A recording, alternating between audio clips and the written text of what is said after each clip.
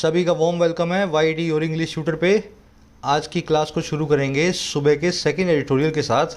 Each for all इसका title है। ये आर्टिकल लिखा हुआ है इंडियन बैडमिंटन टीम की थॉमस कप में जीत के ऊपर, कैसे इंडिया को एक इंटरनेशनल टूर्नामेंट में फिर से जीत मिली है। स्पोर्टिंग आर्टिकल है, ऐसे आर्टिकल्स पढ़ने में थोड़े से मुश्किल आपको लग सकते हैं, है ना। चलिए, ये आपका आज का क्विज है, 5-6 क्वेश्चंस हैं। इस आर्टिकल में जो भी सीखोगे, ग्रामर, वोकैबुलरी, सारे क्वेश्चंस आपको उसी पे मिलेंगे। वोकैबुलरी का क्वेश्चन है, वन वर्ड है, क्लोज टेस्ट है, एरर से क्वेश्चंस हैं, है ना। एक ट्राई आप इसको भी दे सकते हो। क्लास के लास्ट में इसका सोल्यूशन मैं आपको करवाऊंगा। चलिए अभी शुरू करते हैं, आइए कुछ नया सीखते हैं।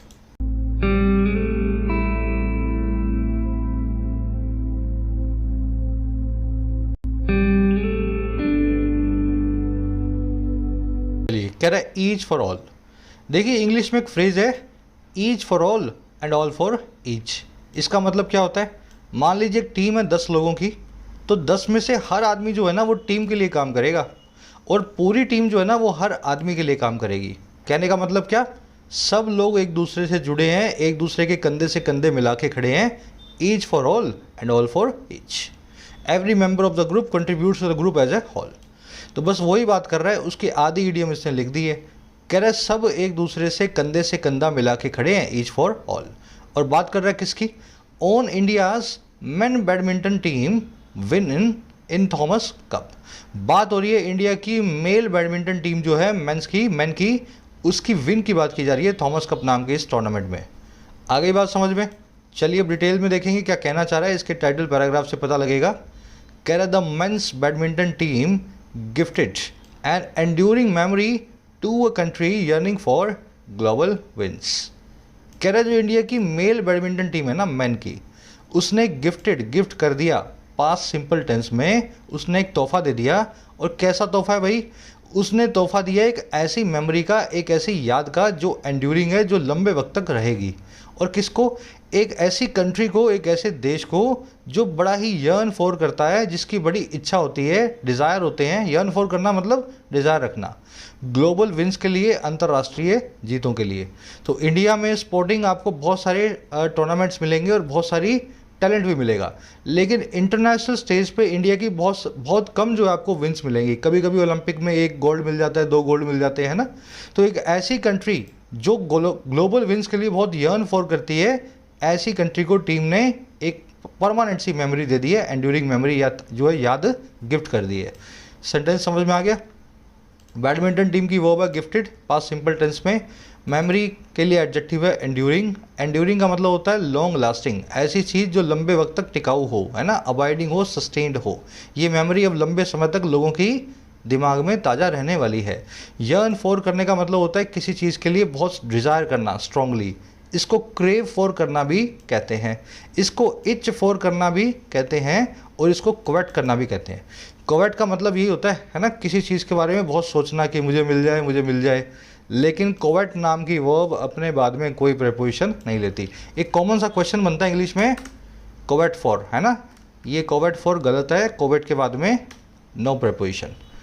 चलो आगे बढ़ेंगे, सारे वर्ड्स अभी डिटेल में देखते हैं। आर्टिकल की वोकैब पे नज़र डालेंगे। एक लाइक और एक शेयर ज़रूर से दें सेशन को, ताकि इसको रीच मिल सके यूट्यूब के ऊपर, है ना। चलिए, अपनी तैयारी को, एग्जाम प्रिपरेशन को बूस्ट देने के लिए आप मुझे ज्वाइन कर सकते हैं वाईटी एप्लीकेशन पे। आपकी अपनी एप्लीकेशन है, कमेंट सेक्शन में लिंक रखा है, जाके डाउनलोड करो। सारे मेरे कोर्सेज आपको ऐप पे मिल जाएंगे, जो मैं खुद बनाता हूँ, खुद ही आपको पढ़ाता हूँ। जैसे राइटिंग स्किल्स का कोर्स है, बिल्कुल बेसिक से आपको लिखना सिखा रहा हूँ। हज़ारों लोग सीख भी चुके हैं, आप भी फ़ायदा ले सकते हो। इंग्लिश में कैसे लिखना है, इस कोर्स में बेसिक्स के एडवांस तक हम कवर करते हैं। इसी के साथ साथ बैंकिंग का कोर्स भी अवेलेबल है। बैंकिंग के सारे एग्जाम्स का इंग्लिश का सिलेबस इसमें कवर करते हैं, प्रीलिम्स, मेंस, क्लरिकल और पीओ। इसको भी आप ज्वाइन कर सकते हैं 450 में। एसएससी का कोर्स भी अवेलेबल है, अभी लॉन्च किया है। सारे एसएससी एग्जाम्स का प्रीलिम्स, मेंस इसमें आ जाएगा। अभी मेंस है ना आपके नज़दीक, फ़ायदा ले सकते हो आप कोर्सेज का। कमेंट सेक्शन में ऐप का लिंक है, जाके डाउनलोड करो। कोई भी क्वेरी हो ऐप से रिलेटेड, ये नंबर है, इस पर व्हाट्सअप करो। अब आ जाओ अपनी वोकैब शीट पे। नए पुराने सारे वर्ड्स इसी शीट में मिलेंगे। आज अपने पास ये 5-6 वर्ड्स हैं, protected, ambulate, ambit, bandwagon, sporadic और हुडविंक। 3 नए वर्ड्स मैंने ऐड कर दिए हैं, 3 वर्ड्स पुराने हैं। इस शीट को आप डाउनलोड कर सकते हो टेलीग्राम ग्रुप से। जाओ, इस ग्रुप को सर्च करो टेलीग्राम पे, इसी नाम से, है ना, आपको ये शीट मिल जाएगी।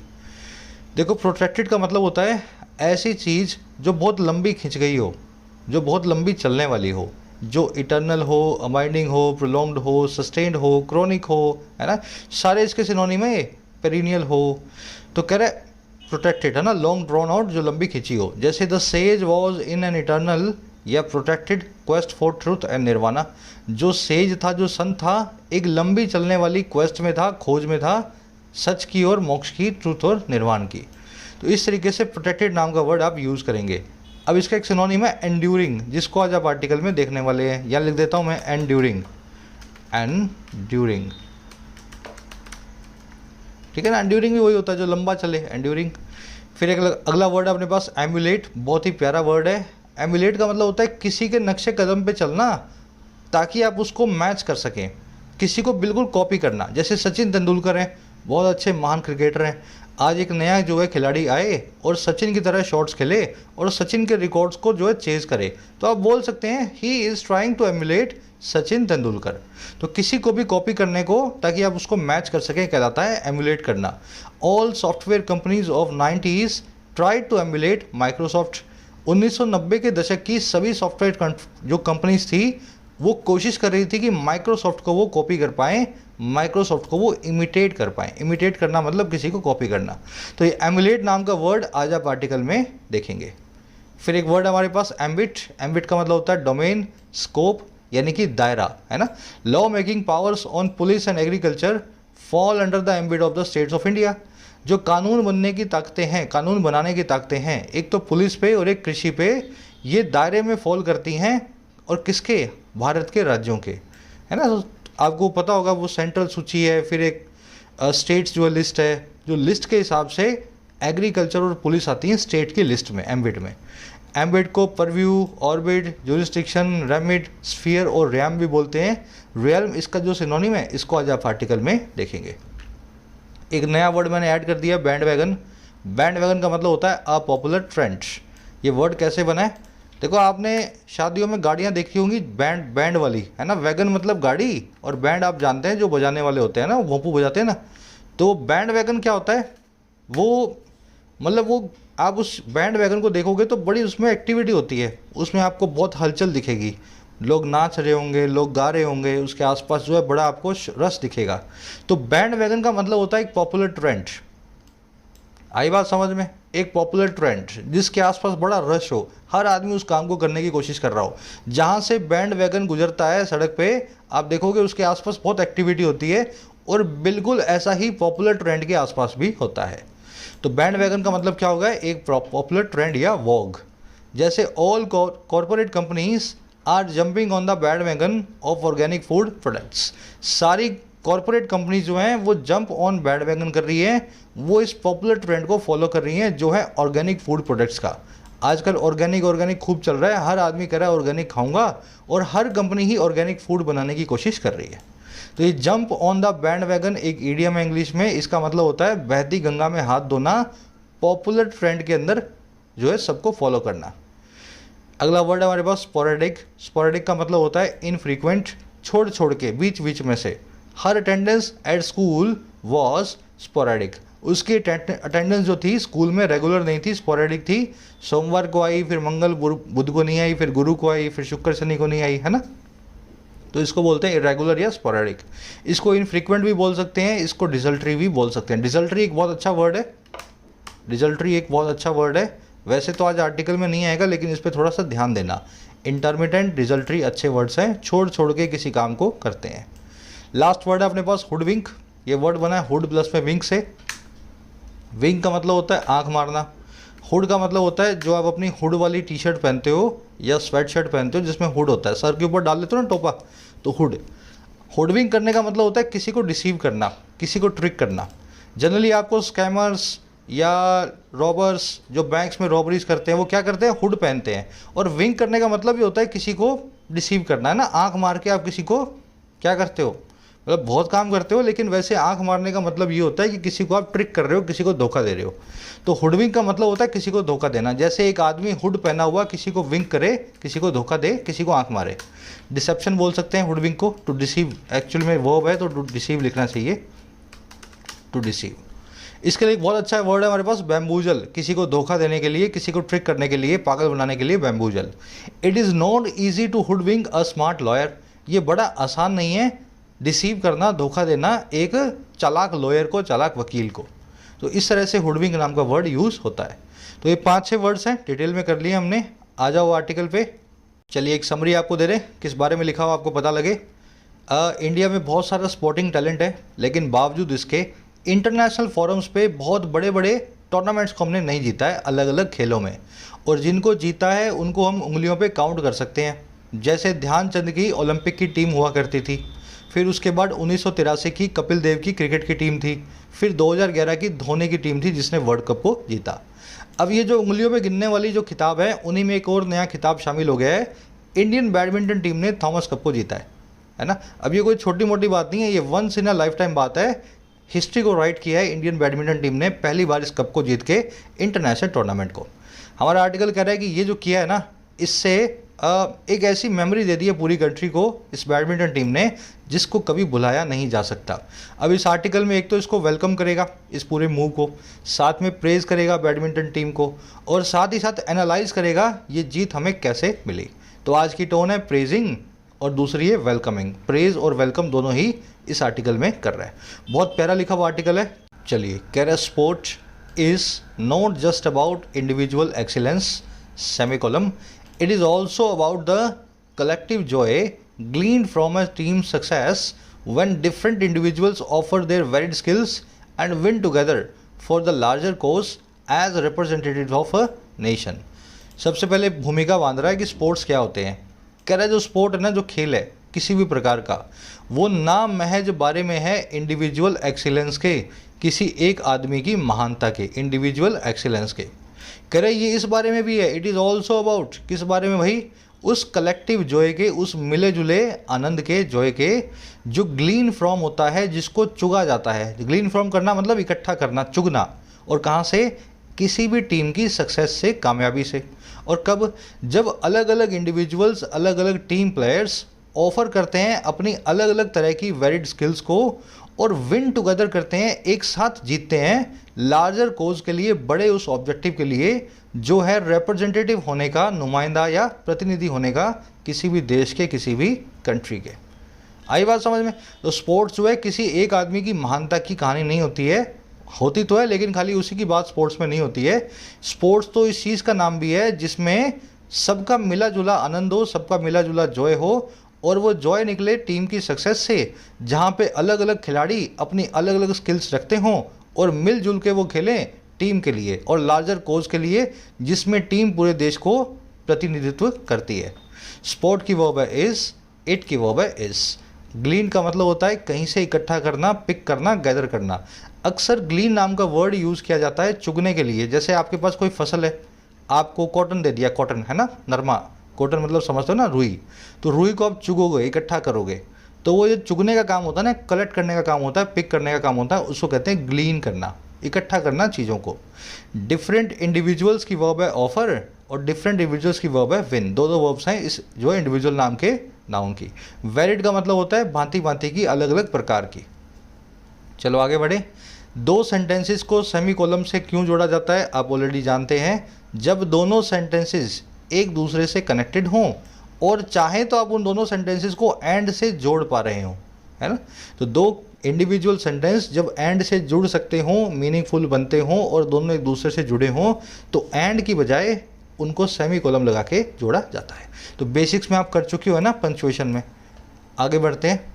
कह रहा है India has always had iconic athletes with their fabulous milestones, but when it comes to team success in global events, the examples dwindle। अब ये भूमिका बांधेगा इंडिया के साथ क्या हो रहा है। कह रहा है इंडिया के पास हमेशा से रहे हैं, इंडिया हैज़ ऑलवेज हैड। तो ये हैज़ हैड आप जानते हो, ऐसा होता आया है ना। तो ऐसा होता आया है, इंडिया के पास हमेशा रहते आए हैं बड़े बड़े आइकॉनिक एथलीट्स, बड़े बड़े प्लेयर्स। और कैसे? उनके इंडिविजुअल फैबुलस माइलस्टोन्स के साथ में। हर खिलाड़ी का बड़ा बड़ा माइलस्टोन है, बड़े बड़े रिकॉर्ड्स हैं और बड़े फैबुलस हैं, बड़े ही प्लेजेंट है। कह रहे लेकिन बट जब बात हो व्हेन इट कम्स टू, जब बात हो व्हेन इट कम्स टू, और किसकी? टीम की सक्सेस की। ग्लोबल इवेंट्स के अंदर, तो ये एग्जाम्पल्स जो हैं बहुत कम रह जाते हैं, ड्विंडल हो जाते हैं, डिक्रीज या डिक्लाइन हो जाते हैं। तो प्लेयर्स तो इंडिया के पास बहुत बड़े बड़े रहे हैं, है ना, लेकिन जब प्लेयर्स अगर उनके इंडिविजुअल रिकॉर्ड्स को आप छोड़ दो और पूरे टीम में उनकी सक्सेस की बात करो, टीम के जीतने की बात करो, तो हमारे एग्जाम्पल्स बहुत कम आए हैं इतिहास के अंदर। इंडिया की वर्ब है हैज़ ऑलवेज हैड, एग्जाम्पल्स की वर्ब है ड्विंडल। ड्विंडल का मतलब आपको समझा दिया मैंने। जैसे तारा होता है ना, तारा स्टार, वो कैसे एक बार तो चमकता है फिर वो टिमटिमाता है। अगर वो तारा आपको अचानक से दिखना बंद हो जाए तो आप बोल दोगे कि वो ड्विंडल हो गया। किसी भी चीज़ की इंटेंसिटी बहुत कम हो जाना, बहुत डिक्रीज हो जाना, बहुत ही डिक्लाइन हो जाना कहलाता है ड्विंडल करना। अच्छा, माइलस्टोन आप जानते हैं, मील का पत्थर, कोई बड़ा रिकॉर्ड होता है उसको बोलते हैं milestone. When it comes to, English में एक फ्रेज है, इसका मतलब होता है जब बात हो। क्या मतलब होता है इसका? जब बात हो। इसकी खासियत है इस फ्रेज की, इसके बाद या तो नाउन आएगा या वर्ब की आईएनजी फॉर्म यानी कि जिरंड आएगा। टू यहाँ पे प्रेपोजिशन होता है। मैं आपको यूज़ करके दिखा देता हूँ इस फ्रेज को। When it comes to play chess, mister Viswanathan has written history. जब बात हो चेस खेलने की, मिस्टर विश्वनाथन जो है, आनंद विश्वनाथन, उन्होंने हिस्ट्री को राइट किया है, उन्होंने इतिहास को लिखा है। अब इस सेंटेंस को अगर आप देखोगे तो व्हेन इट कम्स टू के बाद में नाउन तो नहीं आ रहा, यहाँ आ रही है वर्ब। आप इस वर्ब को आईएनजी फॉर्म में चेंज करोगे, आप लिखोगे when it comes to playing chess. ठीक है, तो ये कॉन्सेप्ट याद रखें, व्हेन इट कम्स टू के बाद में वर्ब की आईएनजी फॉर्म या नाउन आता है। दूसरे केस में देखो, when it comes to chess, mister Viswanathan has written history. जब चेस की बात हो, अब खेलने की बात नहीं हो रही, जब चेस की बात हो तब भी मैं कह सकता हूँ ना कि आनंद विश्वनाथन ने हिस्ट्री को राइट किया है। इस केस में चेसिंग कर दोगे, चेसिंग कर दोगे, ऐसा ही करोगे ना। देखो, लकीर का फ़कीर नहीं बनना है। वर्ब की आईएनजी फॉर्म वर्ब की बनती है, नाउन की नहीं होती है। नाउन पड़ा हो तो पंगे नहीं लेने हैं। जब भी मैं आपको बोलता हूँ ना कि इसके बाद में जीरंड आएगा, जीरंड आएगा, तो उसका मतलब ये है कि नाउन आना चाहिए था। अगर वर्ब आई तो उसकी जीरंड बना देंगे। नाउन पड़ा है तो नो पंगा, नाउन की कभी आईएनजी फॉर्म होती नहीं है। ये चेस बिल्कुल ठीक है। तो यहाँ पे भी वही हुआ, when it comes to team success. चलिए आगे बढ़े। आइकॉनिक का मतलब होता है एग्जाम्पलरी, एम्ब्लेमेटिक, है ना, बड़े बड़े। इसी से एक बहुत बढ़िया वर्ड बनता है आइकोनोक्लास्ट। मैं यहाँ लिख देता हूँ, वन वर्ड है आइकोनोक्लास्ट। सब लोग सर्च करेंगे डिक्शनरी में और उस वर्ड का मीनिंग निकालेंगे। मैं बताऊंगा आपको, पहले खुद से पोस्ट करो कमेंट सेक्शन में ताकि आपको याद रहे आइकोनोक्लास्ट वर्ड का क्या मीनिंग होता है इस वन वर्ड का। बढ़े आगे, चलो। कह रहा है to that limited cupboard displaying Olympic gold winnings hockey squads featuring Dhyan Chand, the triumphant 1975 World Cup hockey team, the victorious 1983 Cricket World Cup outfit led by Kapil Dev and 2011 champion unit under Mr. Dhoni, MS Dhoni. Kerala badminton team added its global chapter when men's team won the Thomas Cup at Bangkok on Sunday. अब बता रहे भारत ने इतिहास में जीता क्या क्या है। कह रहे इतिहास की बात करें ना तो उस लिमिटेड कबर्ड की बात अगर करते हैं, उस सीमित, उस लिमिटेड अलमारी की बात करते हैं, वो अलमारी जो डिस्प्ले करती है ओलंपिक गोल्ड विनिंग्स को, ओलंपिक में कई सारे गोल्ड मेडल्स को, और किसके? हॉकी की स्क्वाड्स के। और कौन सी हॉकी की स्क्वाड? वो वाली हॉकी की टीम जो फीचर करती थी, जो शामिल रखती थी अपने अंदर ध्यानचंद को। कह रहे उस लिमिटेड कबर्ड की अगर बात करें, आ रही बात समझ में? टीम के तौर पे इंडिया जो है कभी भी बहुत बड़े स्केल पे नहीं जीता है। ध्यानचंद की हॉकी की टीम जीता करती थी, लेकिन वो बहुत पुरानी बात है। वो आगे कोमा लगा के बता रहा है आपको अपोजिटिव फेम में फ्रेज के अंदर। कह रहा है वो जीतने वाली ट्रायम्फेंट, वो winning 1975 world cup hockey team. कह रहे एक तो इसकी बात करें, दूसरा जो विक्ट्रीज आई थी 1983 के वर्ल्ड कप आउटफिट के द्वारा, वर्ल्ड कप की टीम के द्वारा, जिसको लेड किया गया था, जिसकी अगुवाई में थे कपिल देव। और कह रहे वो 2011 की चैंपियन यूनिट, वो 2011 की चैंपियन टीम MS धोनी के नीचे। कह रहा है अगर इस लिमिटेड कपड़ को छोड़ दें, ये लिमिटेड सी अलमारी को अगर अपने छोड़ दें, जिसमें ध्यानचंद, धोनी और कपिल देव बैठे हैं अपनी अपनी टीम को लेकर के, कह रहे तो इंडिया की बैडमिंटन टीम जो है ना, अब इसने ऐड कर दिया है इसी अलमारी में, ऐड यानी जोड़ दिया है एक सुनहरा अध्याय, एक ग्लोबल चैप्टर। और कब? जब मेंस टीम ने जीत लिया थॉमस कप को बैंकॉक के अंदर संडे को। आई बात समझ में? आपने ओलंपिक गोल्ड मेडल्स तो बहुत देखे होंगे इंडिया के, लेकिन वो किसी इंडिविजुअल के आते हैं। टीम्स ने बहुत कम जीता है, तो टीम्स ने 3-4 बार ही जीता है। ध्यानचंद की टीम हुआ करती थी, कपिल देव की होती थी और धोनी की थी। अब उसमें एक नई टीम जुड़ गई है जिसमें बैंकॉक के अंदर बैडमिंटन टीम ने थॉमस कप को जीता। ऐसे बनाए पूरा सेंटेंस। इंडियन बैडमिंटन टीम की वर्ब है added, added to this cupboard, है ना, एडेड टू दिस अलमीरा। मेंस टीम की वर्ब है वन, पास्ट टेंस में। थॉमस कप एक टूर्नामेंट है, टूर्नामेंट्स के आगे हमेशा द को लगाएं। ओलंपिक्स है, थॉमस कप है, डेविस कप है, संतोष ट्रॉफी है, कोई भी टूर्नामेंट हो, छोटा हो बड़ा हो कोई फ़र्क नहीं पड़ता, हमेशा अपने आगे द को लेगा। चलो बाकी की वर्ड्स देख लेना। आउटफिट का मतलब होता है एक टीम। ट्रायम्फेंट का मतलब होता है जिसने ट्रायम्फ जीती हो, जो विनर हो, जो जीता हो, विजेता हो, उसको बोलते हैं ट्रायम्फेंट। ये वर्ड बना है ट्रायम्फ से। ट्रायम्फ का मतलब भी होता है जीत, ट्रायम्फ का मतलब भी होता है जीत। कबर्ड का मतलब अलमीरा, क्लोजेट या वार्डरोब, है ना, अलमारी जो अपने अलमीरा बोलते हैं ना, उसको इंग्लिश में बोलते हैं कबर्ड। आगे बढ़े, कह रहे this was a feather touch that would be felt all through India sporting history. कह रहे ये जो चीज़ है ना ऊपर वाली, ये एक फेदर टच है। फेदर टच का मतलब क्या होता है? देखो, एक मुलायम सा प्लेजेंट सा टच। फेदर मतलब पंख, पंख जब आपको टच करेगा बड़ा मुलायम सा प्लेजेंट सा होगा, बड़ा अच्छा लगेगा आपको, है ना। कह रहे ये जो है ना अपने आप में एक बड़ा ही प्लेजेंट सा टच है जिसको फील किया जाएगा, और कहाँ पे? हमेशा ऑल थ्रू इंडिया की स्पोर्टिंग हिस्ट्री के अंदर हमेशा याद रखा जाएगा, आज से 100 साल बाद भी, कि इंडिया की बैडमिंटन टीम ने थॉमस कप को जीता था। तो अपने आप में एक बहुत ही बड़ा हिस्टोरिकल माइलस्टोन है ये वाली जीत। दिस की वर्ब है वॉज, दैट की वर्ब है would be felt. Feather touch मैंने आपको बता दिया, प्लेजेंट सा टच। कह रहा है besides winning its maiden title, India also stunned fancied opponents Malaysia and Denmark and defeated 14 time champion Indonesia in the summit clash. कह रहे साथ ही साथ जीतने के अपने अकेले टाइटल को, इंडिया की बैडमिंटन टीम का पहला इंटरनेशनल टाइटल है ये। कह रहा है अकेले मेडन टाइटल को जीतने के साथ ही साथ हुआ क्या? इंडिया ने साथ ही साथ स्टन कर दिया। स्टन का करने का मतलब होता है बुत बना देना, किसी को एकदम झटका दे देना, है ना, कि वो बुत बन जाए। तो कह रहा है इंडिया ने झटका दे दिया अपने फैंसीड ओपोनेंट्स को, ऐसे ओपोनेंट्स को जिनको सब फैंसी कर रहे थे, जिनको सब फेवर कर रहे थे, सबके फेवरेट थे वो। और कौन कौन से? मलेशिया और डेनमार्क। और इंडिया ने आखिरकार हरा करके छोड़ा 14 टाइम की चैंपियन इंडोनेशिया को समिट क्लैश में, फाइनल्स में। समिट क्लैश मतलब बिल्कुल फाइनल वाला, चोटी वाला क्लैश। तो इस तरीके से इंडिया ने इस विन को लिया है। इंडिया की वर्ब है स्टंट, दूसरी वर्ब है डिफीटेड।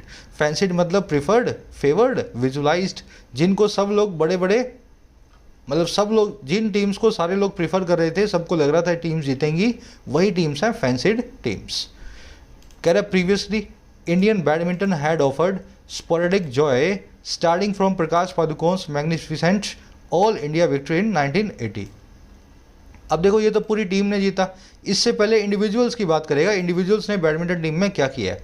कह रहा है इससे पहले इंडिया के जो बैडमिंटन थे, इंडियन बैडमिंटन जो था, उसने ऑफर किया था बीच बीच में थोड़े बहुत जॉय को। स्पोरेडिक का मतलब होता है इनफ्रीक्वेंट, इरेगुलर, लगातार नहीं, छोड़ छोड़ के, एक बार हो गया, 2 बार नहीं हुआ। तो कह रहा है ऐसे बीच बीच में थोड़ा थोड़ा रेगुलर सा जॉय जो है, आनंद जो है, इंडिया का बैडमिंटन जो है हमें ऑफर करता था। और ये कहाँ से शुरू हुआ था? प्रकाश पादुकोण के नाम के इस जो है महान क्रिकेट जो है बैडमिंटन प्लेयर से, जिसकी मैग्निफिसेंट ऑल इंडिया विक्ट्री हुई थी 1980 के अंदर। तो ये दीपिका पादुकोण के फादर हैं। 1980 में एक बहुत अच्छी सी विक्ट्री इन्होंने ली थी, लेकिन ये इंडिविजुअल विक्ट्री थी, है ना। तो इस तरीके से बैडमिंटन हमें बीच बीच में थोड़ा बहुत प्यार जो है, थोड़ा जो है जॉय देता आ रहा है। स्पोरेडिक आप देख चुके हैं, इनफ्रीक्वेंट, इरेगुलर, डिजल्ट्री, इंटर्मिनेंट। बैडमिंटन की वर्ब है हैड ऑफर्ड। आगे बढ़ते हैं। कह रहा P Gopichand emulated Padukone in 2001 and just as another drought loomed, first Sania Nehwal and then PV Sandhu proved that they could do far better than their male counterparts, winning medals and titles. फिर कह रहे P Gopichand जो थे, देखो प्रकाश पादुकोण थे 1980 के खिलाड़ी, फिर कह रहे पी गोपीचंद आए जो 2001 में, इन्होंने एमुलेट किया, इन्होंने मिमिक किया, इन्होंने नक्शे कदम पे चलने की कोशिश की पादुकोण साहब के सन 2001 के अंदर। और कह रहे जब जैसे ही जस्ट एज अनदर, जैसे ही एक दूसरा ड्रॉट जो है लूम करने लगा, ड्रॉट का मतलब होता है अकाल, लूम का मतलब होता है सर पे मंडराना। तो पहले पादुकोण जी आए, फिर गोपीचंद आए, तो जब ये चले गए तो जैसे ही दूसरा एक अकाल जो है हमारे सर पे आया बैडमिंटन के अंदर, तो पहले तो सानिया नेहवाल और फिर पीवी संधू ने प्रूव किया इस चीज़ को, दैट वो ये कि वो बहुत अच्छा कर सकती हैं, फार बेटर कर सकती हैं बजाय अपने मेल काउंटर पार्ट्स के। और कैसे करेंगी? जीतते हुए टाइटल्स को और मेडल्स को। तो इस तरह से बैडमिंटन में अपने को बीच बीच में जॉय मिलने लगा। हर 10-20 साल में एक बड़ा खिलाड़ी हमें पादुकोण जी के, गोपीचंद जी के, सानिया नेहवाल या पीवी संधू के फॉर्म में हमें मिलते गए। लेकिन ये बीच बीच में मिले थे ना, लगातार हमें अच्छे महान क्रिकेटर्स जो है बैडमिंटन प्लेयर्स नहीं मिले हैं। गोपीचंद की वर्ब एमुलेटेड, सानिया नेहवाल और पीवी संधू की वर्ब है प्रूव्ड, दैट दे की वर्ब है कुड डू। चलो, और इसमें कुछ देखने वाला है नहीं। एमुलेट आप देख चुके हो ना, किसी को मिमिक करना, किसी के नक्शे कदम पे चलना है, इमिटेट करना। अब एक छोटा सा कॉन्सेप्ट है यहाँ पे, वो फटाफट कर लेते हैं। ग्रामर का सिंपल सा कॉन्सेप्ट है, सभी लोग आप जानते हो। ये लगी हुई है एडजेक्टिव की comparative degree better. Comparative degree से पहले आपने देखा फार। कभी कभी आप देखोगे कंपैरेटिव डिग्री के आगे मोर, वेरी या सो भी लगा देता है एग्जामिनर, जो कि होता है गलत। हमेशा याद रखें, कंपैरेटिव डिग्री अपने आगे मोर, वेरी या सो को नहीं लेगी। जैसे ये सेंटेंस है, द बिजनेस कंडीशंस, द को निकाल दो, भले ही द को निकाल दो। Business conditions are very more या सो वर्स नाउ डेज। देखो, वर्स है बैड की कंपैरेटिव डिग्री, बैड, वर्स और द वर्स्ट, है ना। तो कह रहे बिजनेस कंडीशंस जो हैं ज़्यादा वर्स हैं, ज़्यादा खराब है आजकल के दिनों में। मोर वर्स, वेरी वर्स या सो वर्स नाउ डेज। तो याद क्या रखना है, मोर, वेरी, सो को कंपैरेटिव डिग्री के साथ में यूज़ नहीं करना है, तो इनको निकाल दो। अब कौन सी एडवर्ब यूज़ होगी वो याद रखें, एडवर्ब यूज़ होती है इनके लिए फार या यूज़ होती है मच, ठीक है। तो business conditions are far worse या मच वर्स नाउ डेज, तो इसलिए इसने फार लगाया यहाँ पे मच भी लगाया जा सकता था। कंपैरेटिव डिग्री अपने आगे क्या लेती है, अपने आगे लेती है फार को या मच को। अब इसी तरीके से सुपरलेटिव डिग्री के आगे भी आप कभी कभी देखोगे मोस्ट, आपका एग्जामिनर आपको लगा के देगा। जैसे इस केस में देखो, business conditions are most worst nowadays, सबसे ज़्यादा बुरी हैं बिजनेस कंडीशंस आजकल के दिनों में। तो कंपैरेटिव के आगे तो फार या मच आ गया, लेकिन सुपरलेटिव के आगे आप मोस्ट की जगह क्या लगाओगे, मोस्ट नहीं लगा सकते, आप लगाओगे मच द, ठीक है। द तो आना ही है, सुपरलेटिव डिग्री है तो द वर्स तो लिखोगे और आगे लगा दोगे मच, और या फिर आप यहाँ लगा सकते हो बाय फार। दोनों में से जो लगाओ, चाहे आप जो भी लगाना चाहो आप लगा सकते हो। तो आप ऐसा लिख सकते हो, business conditions are by far the worst nowadays, या business conditions are much the worst nowadays. ये द वर्स्ट तो आना ही है, वर्स के आगे द तो लगना ही है, चाहे मच लगाओ चाहे बाय फार लगाओ, दोनों एक ही बात है। तो याद रहेगा ना ये कॉन्सेप्ट, यहाँ पे फार और मच और यहाँ पे बाय फार और मच। आज के क्विज में इस कॉन्सेप्ट को यूज़ करेंगे, सिंपल सा कॉन्सेप्ट है, बहुत बार कर चुके हो, आपका फिर से रिवीजन हो गया। चलो आगे बढ़ते हैं। कह रहा finally the man joint the winning bandwagon with their blend of aesthetics, control and athleticism on the courts. कह रहा आखिरकार आदमियों ने ज्वाइन किया, सानिया नेहवाल और पीवी संधू से टॉर्च आदमियों के हाथ में आई, है ना। और कैसे ज्वाइन किया, विन करने वाले इस बैंड वैगन को, जीतने वाले इस ट्रेंड को। बैंड वैगन मैंने आपको बताया था ना, बैंड वाला वैगन, अ पॉपुलर ट्रेंड। और कैसे ज्वाइन किया, ये ज्वाइन किया उनके उस मिक्सचर के साथ में, उस ब्लेंड के साथ में जो है उनकी कला का, एस्थेटिक्स का, उनके कंट्रोल का और उनके एथलेटिसिज्म का, कोर्ट्स के ऊपर, बैडमिंटन के ग्राउंड्स के ऊपर। आगे बात समझ में। मैन की वो है जॉइंट, बैंड वैगन मतलब पॉपुलर ट्रेंड, ब्लेंड मतलब मिक्स, एस्थेटिक्स का मतलब होता है आर्ट या ब्यूटी, है ना, कला या आपकी ब्यूटी कहलाती है एस्थेटिक्स। आ जाओ नेक्स्ट पैराग्राफ पे।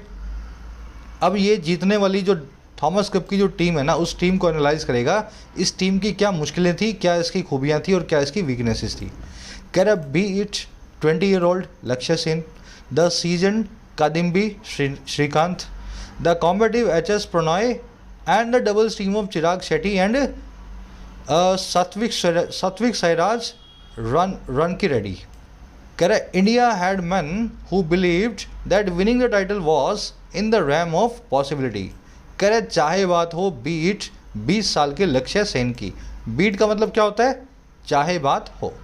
कह रहे चाहे बात हो 20 साल के इस जवान लड़के लक्ष्य सेन की, इस यंगस्टर की, और चाहे बात हो इस सीजन्ड, इस पुराने एक्सपीरियंस कदम्बी श्रीकांत की, जो कि, और या फिर बात हो इस कॉम्बेटिव का मतलब होता है जो कॉम्बैट दे, जो जल्दी से हार ना माने, तो इस हार ना मानने वाले खिलाड़ी एच.एस. प्रणॉय की, और डबल्स टीम की जो है चिराग शेट्टी और सात्विक साईराज रानकी रेड्डी की। कह रहा इनमें से चाहे किसी की भी बात हो, कोई बड़ा प्लेयर है, पुराना प्लेयर है, कोई नया यंगस्टर है, चाहे 20 साल का है चाहे 30 साल का है, कह रहे इंडिया के पास मैन थे, इंडिया के पास ऐसे मेल्स थे इस टीम में जो बिलीव करते थे, जो ऐसा मानते थे। और क्या मानते थे भाई, कि विन करना इस टाइटल को, थॉमस कप को, वो पूरी तरीके से रैम में था, पूरे तरीके से डोमेन या दायरे या स्कोप में था, पॉसिबिलिटी के, संभावना के। आई बात समझ में? तो ऐसे मैन भी हमें बैडमिंटन की टीम में अभी जो है, हमारे ऐसी बैडमिंटन टीम में ऐसे मैन भी हैं जो पहले से ये सोचते आ रहे थे कि थॉमस कप को तो हम जीतेंगे जीतेंगे, हमारी पॉसिबिलिटी के रैम में ये विन आती है। इंडिया की वर्ब है हैड, हु की वर्ब है बिलीव्ड, हु आया है मैन के लिए, विनिंग नाम के जीरेंट की वर्ब है वॉस, रैम का मतलब होता है डोमेन, स्कोप, परव्यू, दायरा, जुरिस्डिक्शन, है ना, आपका कोई भी चीज़ का जो है एम्बिट। सीजन मतलब वेरी एक्सपीरियंस्ड, कॉम्बेटिव मतलब लड़ाई देने वाला, एकदम हार ना मानने वाला। कह रहा in the final both Lakshya and the doubles duo lost the opening games and yet they dug deep to hoodwink the Indonesians. कह रहा है फाइनल के अंदर दोनों ने, एक तो लक्ष्य ने और इस डबल्स के ड्यू ने, ड्यू का मतलब होता है दो आदमियों की जोड़ी, है ना, जुगलबंदी। डबल्स ड्यू किस किसका है, शेट्टी को और स्वास्तिक राय का। तो कह रहे फाइनल के अंदर लक्ष्य ने और इस डबल की जोड़ी ने लूज कर दिया ओपनिंग गेम्स को, शुरुआती गेम्स को। फिर भी उन्होंने डिग डीप किया। डिग डीप करने का मतलब होता है बहुत ज़्यादा फिजिकल या मेंटल हार्डवर्क करना। ऑफ कोर्स यहाँ पे फिजिकल हार्डवर्क की बात हो रही है। कह रहे फिर भी उन्होंने बहुत ज़ोर से, बहुत मेहनत से काम किया, बहुत अच्छे से खेले, वो डिग डीप किया ताकि वो चीट कर पाएँ इंडोनेशियंस को। ऐसे इंडोनेशियंस जिनको लगता था हम जीतेंगे, लेकिन उनको हुडविंग कर दिया, उनको डिसीव कर दिया शुरुआती राउंड्स को हारने के बाद। आई बात समझ में? शुरू में ही हार गए, हारे तो खैर जानबूझ के नहीं होंगे, लेकिन हार गए। तो इंडोनेशियंस को लगा कि ये तो हार जाएंगे, है ना, ये तो शुरू में ही हार रहे हैं, हमसे कैसे जीतेंगे। लेकिन इन्होंने बाद में बहुत मेहनत की और इंडोनेशियंस को जो है इन्होंने डिसीव कर दिया। उनको लग रहा था ये हारेंगे, लेकिन एक्चुअल में ये फाइनल में जीत गए। लक्ष्य एंड डबल्स ड्यू की वर्ब है लॉस्ट, लॉस्ट, है ना, ये वर्ब को सेट कर लेना, द को लगा दिया मैंने गलती से, है ना। इनकी वर्ब है लॉस्ट। दे की वर्ब है डग डीप। डिग डीप की सेकंड फॉर्म है डग। इसका मतलब होता है बहुत ज़्यादा से फिजिकल या मेंटल एनर्जी को यूज़ करना, बहुत ज़्यादा एफर्ट्स डालने किसी चीज़ में। हुडविंग, बैम्बूजल, इनका मतलब होता है किसी को ट्रिक करना, किसी को डिसीव करना, किसी को चकमा देना। कह रहा है once a 2-0 lead was secured, history beckoned and with remarkable fluency former world number 1 Srikanth got past Jonathan Christie at 21-15, 23-21 as India clinched a team triumph for the ages. कह रहे जब एक 2-0 लीड को सिक्योर कर लिया गया, 2-0 लीड को पा लिया गया, तो हिस्ट्री जो है उसने बैकन किया, हिस्ट्री ने इशारा किया, हिस्ट्री ने सिग्नल किया, हिस्ट्री ने दूर से हाथ हिला के बोला कि अब मैं तुम्हारे लिए लिखी जाऊंगी, है ना। बैकन का मतलब यही होता है, आपको कोई चीज़ हाथ हिला के बोले, सिग्नल करे। तो कह रहे जैसे ही ये टीम, ये जैसे ही हमारे पास ये लीड आई, तो हिस्ट्री हमारी तरफ हाथ हिला के इशारा करने लगी, बैकन करने लगी। और बहुत ही रिमार्केबल, बहुत ही इंप्रेसिव फ्लुएंसी के साथ में farmer world number 1 badminton player जो था श्रीकांत, कह रहे ये गोट पास्ट हो गए, इन्होंने हरा दिया, ये पीछे छोड़ के आ गए जोनाथन क्रिस्टी को, पहले इस राउंड में 21-15 में, फिर 23-21 में। और कैसे, जैसे ही इंडिया ने सिक्योर किया, क्लिंच किया, पा लिया एक टीम ट्रायम्फ को, एक टीम की जीत को एजिस के लिए, कई सालों के बाद, कई दशकों, या कई ऐसी ट्रायम्फ है जो एजिस में याद रहेगी, जो आने वाले वक्त में कई दशकों तक याद रहने वाली है। आई बात समझ में?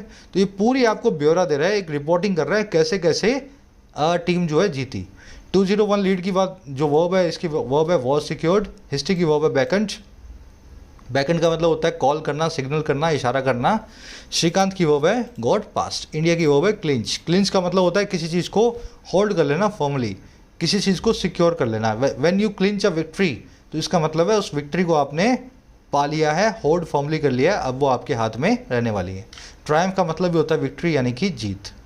कर it was not easy, Lakshya had a stomach bug and he and others had to cope with the constant pressure of expectation at every hurdle. कह रहे ये आसान नहीं था, इट वॉज नॉट ईजी। लक्ष्य के पेट में, पेट खराब था। When you have a stomach bug, इसका मतलब होता है आपका पेट खराब है ना, आपको वॉमिट, डायरिया हो रहा है, किसी भी तरीके से आपका डाइजेशन सिस्टम ठीक नहीं है। तो कह रहे बिल्कुल भी आसान नहीं था, लक्ष्य का पेट खराब था या लक्ष्य की तबीयत खराब थी। और ही एंड अदर्स, उसने और दूसरों ने, सबको मिलके हैड टू, इस काम को करना पड़ा। और काम क्या था? कोप विद करना, सामना करना लगातार बने हुए प्रेशर का, जो था आशाओं का, एक्सपेक्टेशन का, हर एक हर्डल पे, हर एक जो है बाधा पे है, चुनौती पे।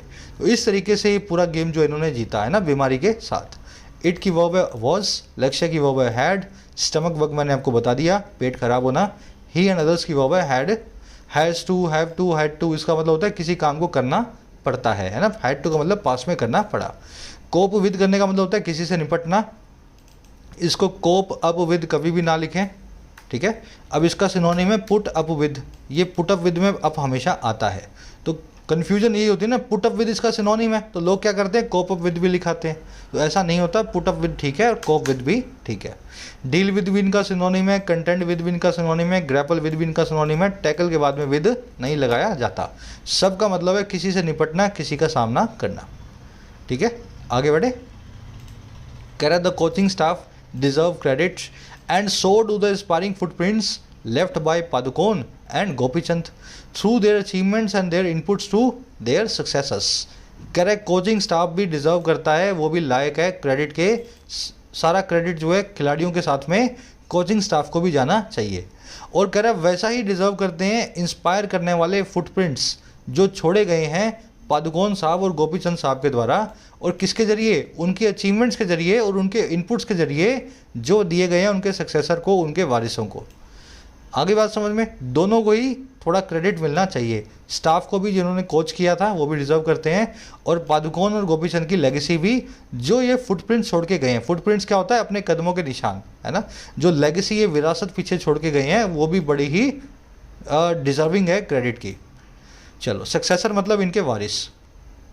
कह रहा when the Indians infused magic into the feathery shuttlecock they also gifted an enduring memory to a country forever yearning for collective wins.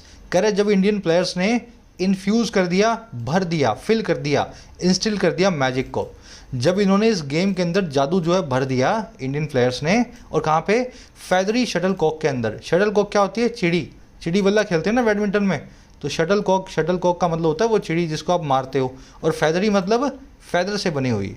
तो जब इन्होंने चिड़ी के अंदर, चिड़ी बल्ले के गेम के अंदर मैजिक डाल दिया चिड़ी के अंदर, तो अब हुआ क्या, कह रहा है उन्होंने साथ ही साथ गिफ्ट भी कर दिया एक लगातार बनी रहने वाली मेमोरी को, याद को, एंड्यूरिंग मेमोरी को, एक ऐसी कंट्री के लिए, एक ऐसे नेशन के लिए जो हमेशा से डिज़ायर करती आई है, यर्न फॉर करती आई हुई है टीम की विंस के लिए, कलेक्टिव विंस के लिए। अच्छे अच्छे सेंटेंस लिख रहा है ये, एक्चुअल में पोइट्री कर रहा है यहाँ पे, है ना। ये पोइट्री जैसे वर्ड्स, सेंटेंसेस है। चिड़ी में जादू डाल दिया और कंट्री को एक विन दे दी, वो विन हमेशा हमारे जहन में रहेगी, दिमाग में रहेगी, है ना। इस तरह के सेंटेंसेज हैं। इंडियंस की वो है इन्फ्यूज, डे की वो है गिफ्टेड। यर्न फॉर करना, क्रेव फॉर करना, कोवेट करना, किसी चीज़ के लिए लस्ट आफ्टर करना, किसी चीज़ के लिए बहुत ज़्यादा, है ना, मतलब तरसना, किसी चीज़ को पाने की कोशिश करना। करे in the past Indian tennis had its moments in the Davis Cup, but team achievements were often link to cricketers and hockey stars of a distant era. कह रहे पास्ट में भी इंडियन टेनिस में ऐसी मोमेंट्स आई हैं Davis cup के अंदर, लेकिन जो टीम के अचीवमेंट्स हैं वो हमेशा जुड़ी हुई हैं क्रिकेटर्स से और हॉकी स्टार्स से, जो एक डिस्टेंट एरा के हैं, एक बहुत पुरानी एरा के हैं, पुराने युग के हैं। विनिंग्स तो बहुत मिली हैं अपने को, लेकिन इंडिविजुअल प्लेयर्स को टीम विनिंग्स बहुत कम है, बहुत पुराने वक्त की हैं, बहुत पुरानी है। टेनिस की वर्ब है हैड योर मोमेंट का मतलब है अच्छी अच्छी मोमेंट्स होना। टीम की अचीवमेंट्स की वर्ब है were often linked to. Davis Cup again एक टूर्नामेंट है, इसके आगे द को लगाया गया है। डिस्टेंट मतलब बहुत दूर का, बहुत पुराना। कह रहे Srikanth and company have insured that Dhyan Chand, Kapil and Dhoni's units will not remain lonely at the top. कह रहे श्रीकांत और इनकी कंपनी ने, इनकी टीम ने इंश्योर कर दिया है कि धोनी, ध्यानचंद और कपिल जो हैं ये अकेले नहीं रहेंगे, लोनली नहीं रहेंगे टॉप के ऊपर, शिखर के ऊपर, चोटी के ऊपर। अब इनके साथ में श्रीकांत भी इनको ज्वाइन कर चुके हैं। श्रीकांत एंड कंपनी की वर्ब है हैव इंश्योर्ड, इन तीनों की वर्ब है विल नॉट रिमेन। लोनली का मतलब होता है अलोन। कह रहे this serial win could truly alter the badminton landscape across India. कह रहे जो विन है, जो सरियल है, सरियल मतलब रियल से भी ज़्यादा, ड्रीम लाइक, एक सपने जैसी। कह रहे सपने जैसी जो जीत है ये सच में चेंज कर सकती है बैडमिंटन के लैंडस्केप को, बैडमिंटन के जो है परिदृश्य को, है ना, बैडमिंटन की सीनरी को पूरे इंडिया में, अक्रॉस इंडिया। हो सकता है इसके बाद बैडमिंटन पिकअप करे और इंटरनेशनल बैडमिंटन में इंडिया एक डोमिनेटिंग प्लेयर हो। विन की वर्ब है कुड ऑल्टर, फ्यूचर की बात की जा रही है, एक ऐसे फ्यूचर की जिसकी पॉसिबिलिटी बहुत माइन्यूट है, बहुत कम है, उसके लिए अपने कुड को यूज़ करते हैं। ऑल्टर का मतलब होता है चेंज करना। चलिए, सरियल मतलब जो रियल से बहुत बढ़ के हो, जो सपने जैसा हो, जो हकीकत में ना हो पाता हो। चलिए, इंटरेस्टिंग आर्टिकल है, प्यारा आर्टिकल है। ऐसे आर्टिकल्स पढ़ने में मुश्किल लगते हैं, मुझे पता है, लेकिन इनको पढ़ोगे तो आपको कहानी तो है सब, है ना, सब चीज़ें स्टोरी की तरह ही तो हैं। अब आपको थोड़ा इजी लग रहा होगा पढ़ने के बाद। आपका क्विज है आज का, क्वेश्चंस आपके सामने। हुडविंक क्या होता है, ठीक है ना, इन चारों में से एक आंसर आप निकाल ही लोगे। अच्छा, एक वर्ड मैंने आपको बताया था, आइकनोक्लास्ट, मैंने आपसे पूछा था। आइकनोक्लास्ट का मतलब होता है, आइकनोक्लास्ट का मतलब होता है एक ऐसा पर्सन जो इस्टेब्लिश्ड आइडियाज़ को चैलेंज करे, जो आइकन्स को क्लास करे। भाई, जो भी प्रैक्टिसेस बनी हुई हैं, रीतियाँ बनी हुई हैं पास्ट की, उन सबको चैलेंज करके बोले कि ये सब पास्ट की चीज़ें हैं, ख़राब है, नई चीज़ों को हमें अपनाना चाहिए। तो आइकनोक्लास्ट एक ऐसा आदमी हो गया जो, समझ गए ना, नई सोच का हो, पुरानी सोच के खिलाफ हो, ठीक है। तो एक वन वर्ड आइकनोक्लास्ट, याद रखें ये। आज के क्विज में भी मैंने पूछ लिया है, तो ये 1 नंबर आपका फ्री का हो गया। Someone who attacks established ideas, वो क्या कहलाता है ना। तो ये जो 1 नंबर है, ये आपका फ्री का हो गया आज के क्विज में। अब बाकी के 5 नंबर देख लेना। फर्स्ट के अंदर आपको मिलेंगी 2 errors. When it comes to नाम के फ्रेज़ को चेक करना, इसके बाद में क्या आता है अपने आप चेक करके देख लो। फिर आपको यहाँ देखना है हाईएस्ट नाम के एडजेक्टिव, इसको कैसे ट्रीट करोगे, किस एडवर्ब से। तो 2 एरर्स आपको यहाँ पे मिलेंगी। लास्ट में आपसे पूछा है although the 2 warring countries have cleanse, season, dwindled या ट्रायम्फ, इन चारों में से कौन सा वर्ड यहाँ पे रख सकते हो आप, है ना। तो देख लेना, ये चारों वर्ड्स के मीनिंग आप देख चुके हो। सीजन क्या होता है, क्लींस क्या होता है, ड्विंडल क्या होता है और ट्रायम्फ क्या होता है। करेक्ट वर्ड को यहाँ पे आपको रखना है। और यहाँ पे फैंसीट, बैंडवैगन, एमुलेट और स्पोरेडिक, चारों में से करेक्ट वर्ड को यहाँ पे रखना है। मीनिंगफुल बनना चाहिए आपका सेंटेंस, है ना। मीनिंग निकलेगा तो वो आंसर आपका बन जाएगा। आंसर्स को मैं कमेंट सेक्शन में डाल रहा हूँ, फर्स्ट कमेंट में इसी वीडियो के नीचे जाओ और चेक करो। हिंट्स के साथ में आंसर्स हैं। आउट ऑफ 6 कितने मार्क्स मिले ज़रूर से बताना कमेंट सेक्शन में। कोई क्वेरी हो, कोई डाउट्स हो, वो भी लिख सकते हो। सभी कोर्सेज अवेलेबल हैं ऐप पे, राइटिंग का, एसएससी का और बैंकिंग का कोर्सेज को आप अवेल कर सकते हो, डिस्काउंट चल रहे हैं। एक लाइक और एक शेयर जरूर से देना सेशन को। ये नंबर है व्हाट्सअप, कोई भी क्वेरी हो रिलेटेड टू कोर्सेज आप इस नंबर पर व्हाट्सअप करें। Until then, signing out.